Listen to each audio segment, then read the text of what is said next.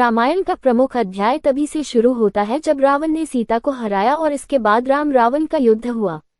अधिकृत ग्रंथों में यही वर्णन मिलता है कि रावण सीता से विवाह करना चाहता था और जब वह अपनी बहन शूर्पणखा के अपमान का बदला लेने के लिए सीता का अपहरण करके ले गया तब उसने सीता के सामने विवाह का प्रस्ताव रखा।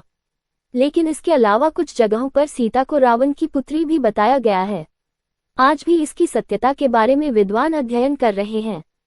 कई विद्वानों का मानना है कि सीता और रावण पिता पुत्री थे।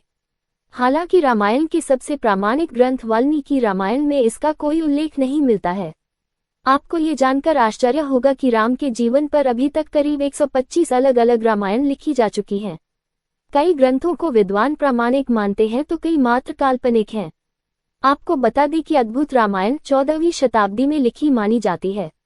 यह मूलतः कथानक न होकर दो प्रमुख ऋषियों वाल्मीकि और भारद्वाज ऋषि के बीच का वार्तालाप है। इस रामायण में सीता का जन्म मंदोदरी के गर्भ से हुआ था, इसका उल्लेख मिलता है।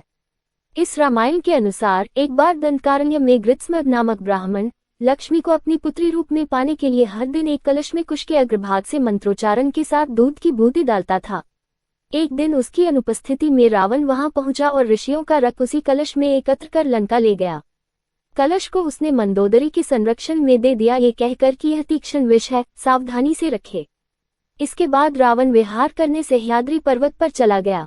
रावण की उपेक्षा से दुखी होकर मंदोदरी ने आत्महत्या करने के लिए जहर समझकर उस घड़े का रक्त पी लिया। इससे अनजाने में ही मंदोदरी गर्भवती हो गई। उसने सोचा मेरे पति मेरे पास नहीं है, ऐसे में जब उन्हें इस बात का पता चलेगा तो वह क्या सोचेंगे कि इस बीच मेरा किसी और पुरुष के साथ संसर्ग हो गया है। ऐसा विचार करते हुए मंदोदरी तीर्थ यात्रा के बहाने कुरुक्षेत्र आ गई। वहां उसने गर्भ को निकालकर भूमि में दफना दिया। इसके बाद उसने सरस्वती नदी में स्नान किया और लंका वापस लौट गई। धरती में गड़ा हुआ यही भ्रूण परिपक्व होकर सीता के रूप में प्रकट हुआ, जो हल चलाते समय मिथिला के राजा जनक को प्राप्त हुआ।